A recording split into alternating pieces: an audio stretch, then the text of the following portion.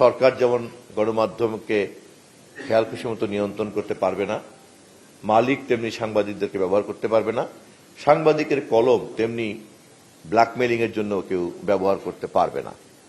যার যার জায়গায় সকলেই যেমন স্বাধীনতা এবং মর্যাদা ভোগ করবেন, তেমনি প্রত্যেককেই কোনো না কোনো একটা জবাবদিহিতার মধ্যে থাকতে হবে, সরকার সহ।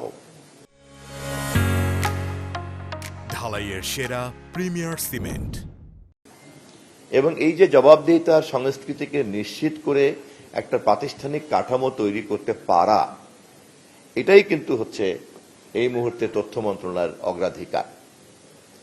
তথ্য মন্ত্রণালয় এখানে যারা অংশীদারদের সংখ্যা কিন্তু অনেক।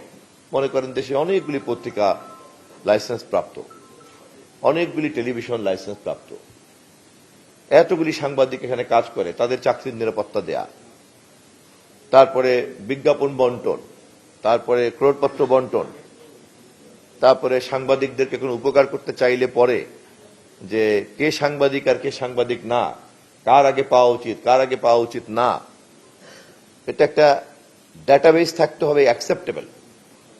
কেউ এসে বলল যে আমাকে অমুককে দিয়েছেন, দেখা গেল যাকে উপকার করেছেন আপনারা, ধরেন এই যে ন্যাশনাল লাইফ ইন্স্যুরেন্স, এখানে আপনাদেরকে তো ডিআরইউর মাধ্যমে যখন পলিসি নিয়েছেন তখন আপনাদেরকে তো সার্টিফাই করতে হয়েছে যে সে ডিআরইউর মেম্বার।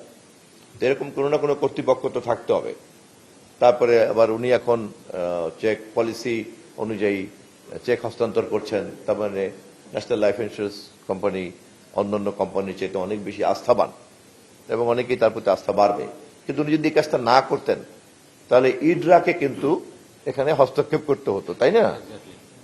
তার মানে এক ধরনের জবাবদিহিতার মধ্যে তো আমাদের থাকতেই হবে।